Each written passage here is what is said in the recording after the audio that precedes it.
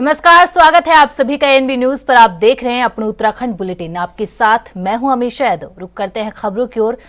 पिछले कुछ दिनों से जिस प्रकार से उत्तराखंड में सामाजिक माहौल बिगड़ रहा था, उसको देखते हुए मुख्यमंत्री पुष्कर सिंह धामी ने कहा कि देवभूमि उत्तराखंड के लोग शांति प्रिय है। यदि आपराधिक प्रवृत्ति के लोग यहाँ आकर यहाँ की शांत वादियों में शांति फैलाएंगे और कानून व्यवस्था बिगाड़ने का प्रयास करेंगे तो देवभूमि में इसको बिल्कुल बर्दाश्त नहीं किया जाएगा। तो वहीं उत्तराखंड महिला कांग्रेस प्रदेश अध्यक्ष ज्योति रौतेला ने प्रधानमंत्री की बेटी बचाओ बेटी पढ़ाओ के स्लोगन पर तंज कसते हुए कहा कि हमें ये नहीं पता था कि प्रधानमंत्री का यह स्लोगन बीजेपी के लोगों से बेटी बचाने का है। आगे उन्होंने कहा कि जिस प्रकार से बीजेपी के शासन में बेटियों के साथ दुर्व्यवहार और दुराचार हो रहा है, उससे पहले कभी नहीं हुआ था।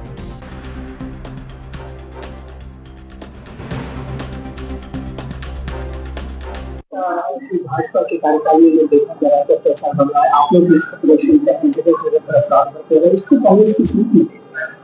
देखिए, हम लोग ये बोलना चाहते हैं कि भाजपा एक स्लोगन दी थी 2014 में, बेटी बचाओ बेटी पढ़ाओ, लेकिन उन्होंने उसके साथ ये नहीं बताया था कि बेटियों को हमको उनके लोगों से बचाना है।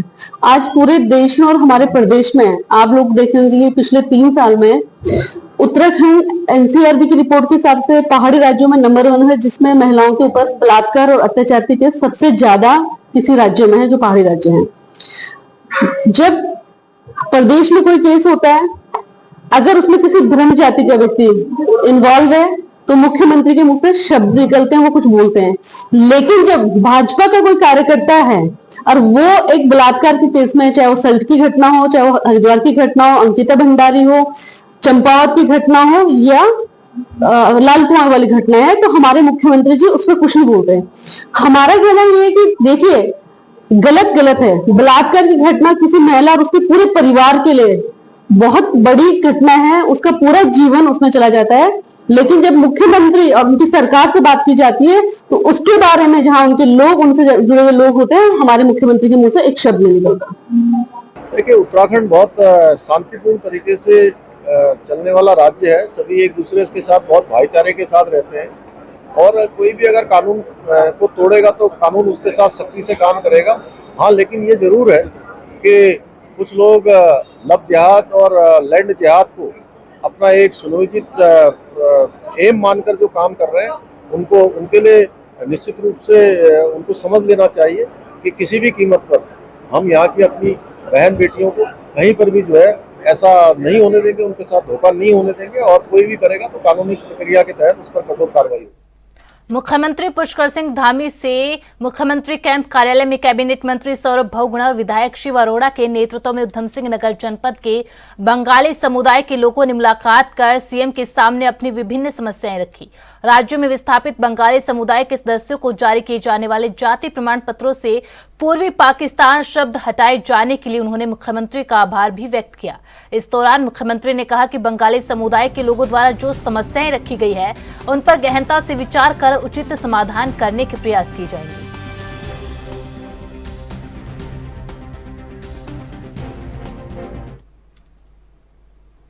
बीजेपी केदारनाथ उपचुनाव में सर्वे के आधार पर प्रत्याशी तय करेगी। बीजेपी के प्रदेश अध्यक्ष महेंद्र भट्ट ने बताया कि केदारनाथ उपचुनाव के लिए पार्टी प्रत्याशी का चयन सर्वे के आधार पर किया जाएगा। साथ ही कहा कि संदर्भ में जल्द पर्यवेक्षक और सर्वे की रिपोर्ट मंगाई जाएगी। इसके साथ ही आगामी निकाय और पंचायत चुनाव में भी प्रत्याशियों का चयन सर्वे के आधार पर ही किया जाएगा। इस दौरान उन्होंने भारी बहुमत के साथ जीत का भी दावा किया है।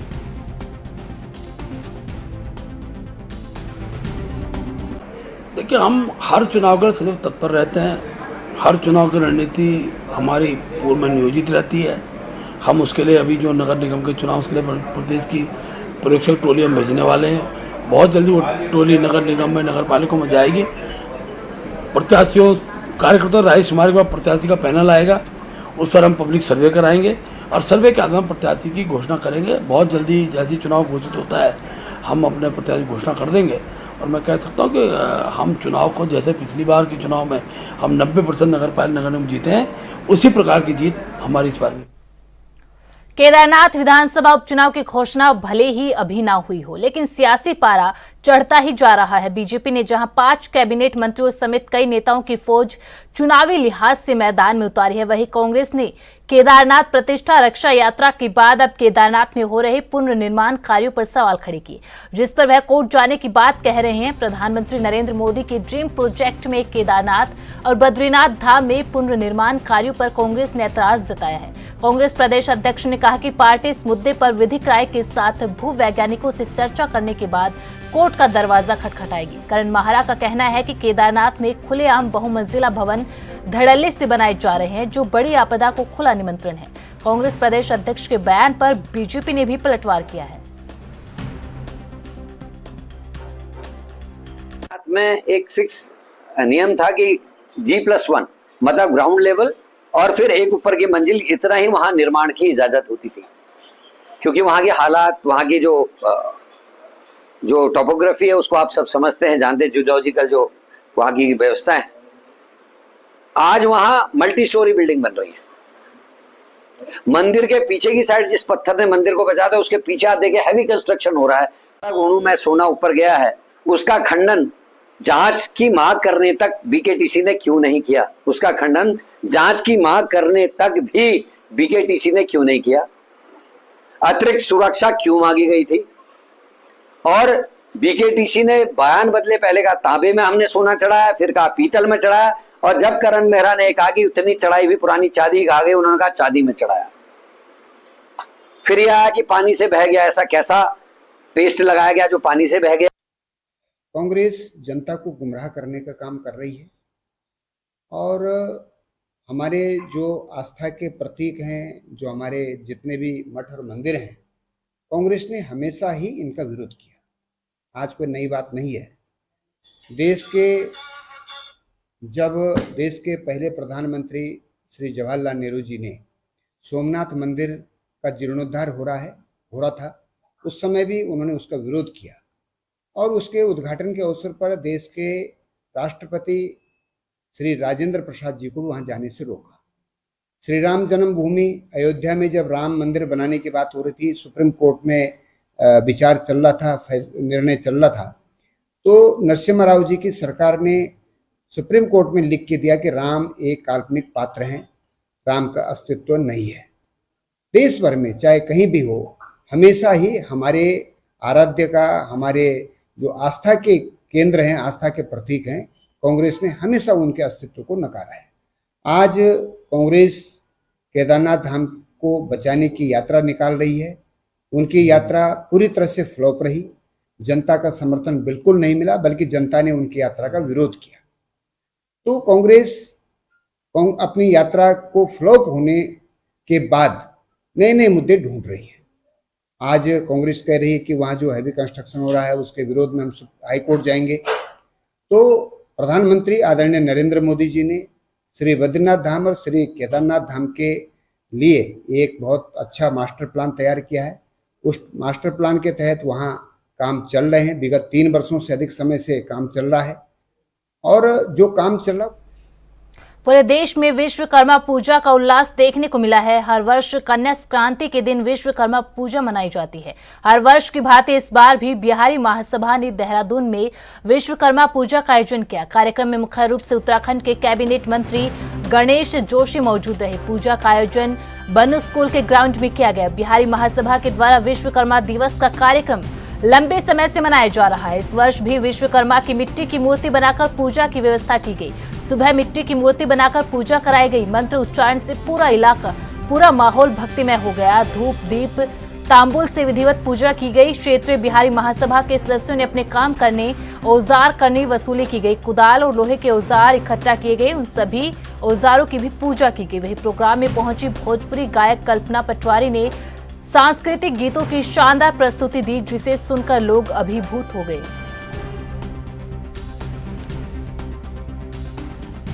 कार्यक्रम का आयोजन किया गया। देखिए, सबसे पहले तो बिहारी महासभा को मैं शुभकामनाएं देता हूं, बधाई देता हूं। हर वर्ष कई वर्षों से विश्वकर्मा पूजा का कार्यक्रम आपके द्वारा मनाया जाता है। मैं कई वर्षों से आपके बीच में आ रहा हूं, लेकिन आज का दिन बहुत महत्वपूर्ण है, जहां प्रभु विश्वकर्मा की पूजा आज हम आप कर रहे हैं, जो महान शिल्पी थे और आज नए भारत के निर्माता, जिन्होंने नए भारत का निर्माण 10 साल में किया है। देश के प्रधानमंत्री नरेंद्र मोदी जी का भी जन्मदिन है। ये एक सहयोग कह सकते हैं। तो इस अवसर पर मैं उनको शुभकामनाएं देता हूं, बधाई देता हूं। और ये मैं कहना चाहता हूं कि नए भारत के निर्माण में बिहार के समाज की बहुत बड़ी भूमिका है। अगर बिहार के समाज को इस निर्माण से अगर माइनस कर लें, आप देश के अंदर कहीं भी चले जाएं, ये एक बहुत अच्छे निर्माण करता है। और मैंने तो इस चीज को बहुत नजीक से देखा है। मैं जब छोटा बच्चा था, शायद मैं उस टाइम 5वीं 6वीं में पढ़ता था, हमारा मकान बन रहा था। तो एक शिव शंकर ठेकेदार है बिहार के, उन्होंने हमारे मकान को बनाया था। और बाद में जब बड़े होकर मैंने देखा, हम कहीं काम होता है किसी के, हम किसी ठेकेदार की बात करते हैं तो ये लोग कमिटेड होते हैं, ईमानदारी से काम करते हैं, मेहनत से काम करते हैं। तो मैं बिहार समाज के सभी लोगों को देश के विकास में इसकी भूमिका के लिए भी साधुवाद देता हूँ, बधाई। आज जो भोजपुरी का कार्यक्रम बिहारी महासभा के बैनर के तले हो रहा था, विश्वकर्मा पूजा का आयोजन था, इसमें कल्पना पटवारी मुंबई से चल के आई थी और कुछ बिहार से भी कलाकार आए थे। इसमें बहुत अच्छा कार्यक्रम रहा। अनेक तरह के बिहार से रिलेटेड, असम से रिलेटेड, झारखंड से रिलेटेड और भोजपुरी का भी जो प्रचलित गाना है, छठ का गाना, ये सारे का प्रस्तुति हुआ। सब लोगों ने कुछ गानों में भाव विभोर हुआ। विदेशिया भी गाया उन्होंने, जो कि एक बहुत पहले प्रथा था बेटी बचावा वाला, वो भी गाया। तो उस समय लगा कि रोम रोम खड़ा हो। हाल ही में कांग्रेस पार्टी की तरफ से निकाली गई केदारनाथ प्रतिष्ठा रक्षा यात्रा संपन्न होने के बाद भी सियासी घमासान थमने का नाम नहीं ले रहा। इस बात पर बीजेपी से धर्मपुर विधायक विनोद चमोली ने कांग्रेस पर निशाना साधते हुए कहा कि केदारनाथ विधानसभा का उपचुनाव निकट है, जिसकी वजह से कांग्रेस पार्टी ने केदारनाथ की यात्रा निकाली और कोई भी केदारनाथ जैसे ज्योतिर्लिंग पर राजनीति करेगा तो उसे नुकसान जरूर होगा। वहीं दूसरी तरफ कांग्रेस के वरिष्ठ प्रदेश उपाध्यक्ष सूर्यकांत धस्माना ने चुटकी लेते हुए कहा कि बीजेपी के कर्म उसी प्रकार है जैसे उल्टा चोर कोतवाल को डांटे, क्योंकि जो कुकर्म करते हैं उसका ठीकरा किसी और पर फोड़ते हैं। करके हिमाचल की वेशभूषा पहन करके फोटो खिंचा करके लाइव करने वाले कौन थे? वो कौन सी यात्राएं थी? मतलब उल्टा चोर कोतवाल को डांटे। सारे कुकर्म जो तुम करो, उन कुकर्मों का ठीकरा कांग्रेस में फोड़ो, ये भाजपा की पुरानी आदत है। ये सारे काम बीजेपी करती है। जो कुकर्म वो करते हैं उसका आरोप दूसरे पे लगाते हैं। आडवाणी जी ने रथ यात्रा करी थी, वो कौन सी यात्रा थी? वो रथ यात्रा राजनीतिक नहीं थी। दो बार जो रथ यात्रा करी, आपने राम का नाम लिया, राम के नाम पर वोट मांगा। अयोध्या में भगवान राम ने आपके आपके कान के नीचे शपथ लगाया, उसके बाद भी आपको अकल नहीं आ रही है। चित्रकूट में आप पिटे, प्रयागराज में आप पिटे, रामटेक में आप पिटे, नासिक में आप पिटे, सीतापुर में आप पिटे, रामपुर में आप पिटे, सब जगह पिटे। और उसके बाद बद्रीनाथ जी आकर के, बद्रीनाथ जी ने भी आपके लगाया, उसके बाद भी आपकी अकल नहीं आ रही, तो क्या कह सकते हैं हम? आप नहीं, तो सही मायने में तो कांग्रेस राजनीति की यात्रा कर रही है। और अभी पिछले दिनों जब वो यात्रा चल रही थी, आपको मालूम है कि इसी को लेकर स्थानीय लोगों ने उनका विरोध किया था, और आज वो फिर वहां पर यात्रा कर रहे हैं। तो मुझे तो ऐसा लगता है कि स्थानीय लोग इसका विरोध करेंगे। और केदारनाथ कोई सामान्य ज्योतिर्लिंग नहीं है, जागृत ज्योतिर्लिंग हम उसको मानते हैं। अगर उसके नाम पर कोई भी राजनीति करेगा तो उसको नुकसान होगा। जहाँ तक आप चौपर सब की बात कर रहे हैं, तो जब भी आपदा में आवश्यकता पड़ी है तो हम लोगों ने वहाँ पर हेली सेवाएं उपलब्ध कराए हैं, चौपर्स उपलब्ध कराए हैं। अगर मान लो कोई आवश्यकता नहीं है और खड़ा है, उसका उपयोग अगर यात्रा के लिए होता है, उसमें किसको आपत्ति हो सकती है? हाँ, अगर उसकी आवश्यकता थी और वो मौके पर नहीं पहुंचा और उसके अलावा वीआईपी जिसमें मूवमेंट करे, तो वो आपत्ति का विषय हो सकता है। लेकिन यहाँ पर ऐसी स्थितियां नहीं है, सामान्य परिस्थितियां हैं। तो सामान्य परिस्थितियां तो चौपर खड़ा करने के लिए थोड़ा ना होता है, उससे तो मूवमेंट हो गई होगा। तो अगर उसको ले जाए किसी ने दर्शन किया, उसमें किसी को क्या आपत्ति हो सकती है?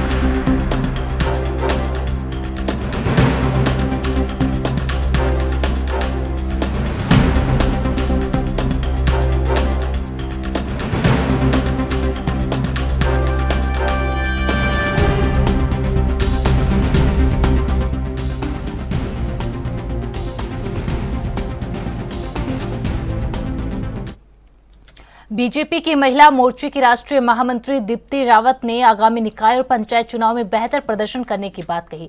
मीडिया से मुखातिब होते हुए दीप्ति रावत ने कहा कि प्रदेश और देश में भारतीय जनता पार्टी की सरकारें काम कर रही है और लोगों का उस पर विश्वास बढ़ा है, लिहाजा जनता निकाय और पंचायत चुनाव में बीजेपी के पक्ष में ही मतदान करेगी।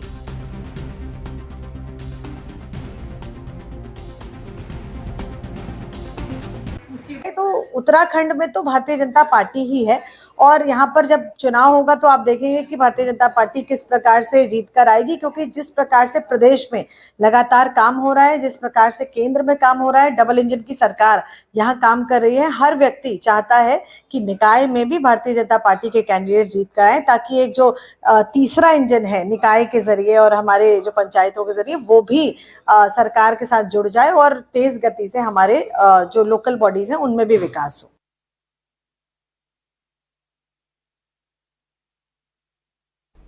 मुख्यालय पौड़ी में गणेश विसर्जन के पावन अवसर पर भगवान गणेश की प्रतिमा के साथ भक्तों के द्वारा शहर में शोभा यात्रा निकाली गई, जिसमें सभी भक्तों के साथ साथ स्थानीय लोगों ने भी बढ़ चढ़कर हिस्सा लिया। गणेश भक्तों के द्वारा शोभा यात्रा रामलीला ग्राउंड से मुख्य बाजार से होते हुए कलेक्ट्रेट, धारा रोड, बस अड्डा, माल रोड से एजेंसी चौक तक निकाली गई। जी पहले तो बहुत बहुत धन्यवाद आपका और जय श्री गणेश। जैसा कि आप आज देख रहे हैं पौड़ी नगर में एक बहुत विशाल झांकी के रूप में गणपति उत्सव मनाया जा रहा है और जितने हमारे पौड़ी के शहरवासी हैं, जितने नगरवासी हैं, बढ़ चढ़कर हिस्सा ले रहे हैं और झांकी के बहुत आनंद ले रहे हैं। रंग गुलाल खेला जा रहा है और गणपति जी की पूजा की जा रही है। आप देख सकते हैं कि इसके माध्यम से अगर आप बोलोगे तो एकता कहीं ना कहीं एक एकता दिखती है हमारी, कि हम लोग अगर किसी भी कार्यक्रम को करना चाहेंगे, शहर में करना चाहेंगे, वो सारी एकता एक साथ दिखती है। कोई भी ऐसा आयोजन जब होता है तो उसे पूरे शहर प्रोग्राम होता है। यहाँ पे जितने भी हमारे भाई लोग हैं, ये सारे उत्तराखंड के भी आप इसमें सहयोग कर रहे हैं, सभी लोग हैं यहाँ पे और अपना वर्मा जी हैं जो ये दिखाते हैं इसको। और आज भव्य शोभा यात्रा के साथ इसे विसर्जन किया जाएगा। आज तो आज विश्वकर्मा की छुट्टी भी है, वैसे तो झांकी में कम ही लोग हैं, वैसे पौड़ी के लोगों का तो बहुत सहयोग है और ठीक ही है, मतलब प्रोग्राम तो अच्छा ही है। ऐसा नहीं है कि बिल्कुल नकारने लोग, थोड़ा लोग हो ही जाते हैं कि जो विपक्षी होते हैं बोलते रहते हैं कि यार अच्छा नहीं है, चुनाव का माहौल बना रहे हैं, क्या कर रहे हैं, लेकिन ऐसा कुछ नहीं। हमारे तो गणपति है, भगवान जी की पूजा चल रही है और हर साल की बात ही विसर्जन हो रहा है। अगर कोई चुनाव का स्टेप करता तो रामलीला ग्राउंड में या कहीं दूसरे मंचों में करता, ये तो हर साल ही नीचे होता है तो वहीं पे हो रहा है, इसमें तो कोई चुनाव का है ही नहीं। तो आज गणेश चतुर्थी है, 17 सितंबर है, बहुत शुभ दिन है और आज हम सब लोग बहुत खुश हैं। आज जो है गणपति बापा जी हमने जो है अभी झांकी निकाली है और अभी शोभा यात्रा के साथ हम उनका विसर्जन करने देवप्रयाग जाएंगे, जो कि गत वर्षों से हम करते आ रहे हैं। और साथ ही जो है हमने आज भव्य झांकी लगाई है और जैसे कि आप बता रहे हैं कि देवप्रयाग जो है तीर्थ नगरी है और कई वर्षों से हम वहाँ पर विसर्जन करते आ रहे हैं और बहुत भव्य आयोजन वहाँ पर हम करते हैं। जनता का पूरा सहयोग रहता है और आप देख सकते हैं कि विशाल रूप से जनता जो है साथ में रहती है गणपति आयोजन में। और जो हमारी गणेश आयोजन समिति है वो बहुत धन्यवाद करती है जनता का भी कि जो इस आयोजन को सफल बनाता है। देखिए जैसे कि आप बता रहे हैं ना, जैसे वाली बात ये है कि देखो ये तो भगवान का कार्य है, अच्छी बात है यहाँ पर आए और भगवान करे इसका आशीर्वाद लें, उत्तराखंड वासियों के लिए आशीर्वाद लें, बहुत अच्छी बात रहेगी। और सहयोग पूरा है, प्रशासन ने भी कुछ हद तक सहयोग किया है, लेकिन कई मायने में प्रशासन ने सहयोग नहीं किया, ट्रैफिक व्यवस्था नहीं, तो प्रशासन फेल रहा है। प्रशासन पिछले कई वर्षों से बहुत काफी सहयोग करता है, लेकिन इस बार थोड़ा सा व्यवस्थाएं नजर नहीं आई। नहीं चलो कोई बात नहीं, तो गणपति जी का आशीर्वाद जो ये झांकी निकल रही है, सुबह यात्रा संपन्न होगी।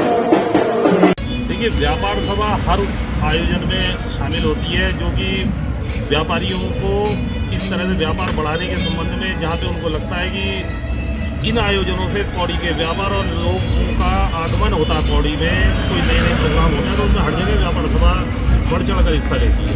और आप आने वाले टाइम पे देखोगे व्यापार सभा और भी बहुत से आयोजन होंगे पौड़ी में, जिसको व्यापार सभा खुद भी करवाएगी और उनके साथ सम्मिलित होगी जो इन आयोजनों को करवाएंगे। जो देवप्रयाग तो हम लोग नहीं जाते हैं, हम लोग केवल शहर तक गणपति बाबा की पूजा करते हैं और आज अनंत चतुर्दशी का त्यौहार भी है। तो मेरी ओर से, हमारे पूरी व्यापार सभा की ओर से सबको हार्दिक शुभकामनाएं और बधाइयाँ हैं अनंत चतुर्दशी और विश्वकर्मा दिवस की। उत्तराखंड के 6 नगरों में आने वाले दिनों में पेयजल की किल्लत नहीं रहेगी। शहरी विकास सचिव नितेश कुमार झा की अध्यक्षता में सचिवालय में हुई विभागीय कमेटी की बैठक में अमृत 2.0 के अंतर्गत इन नगरों के लिए 95 करोड़ की पेयजल योजनाओं को स्वीकृति दी गई है। अब मुख्य सचिव की अध्यक्षता वाली कमेटी से इस संबंध में अनुमोदन लिया जाएगा।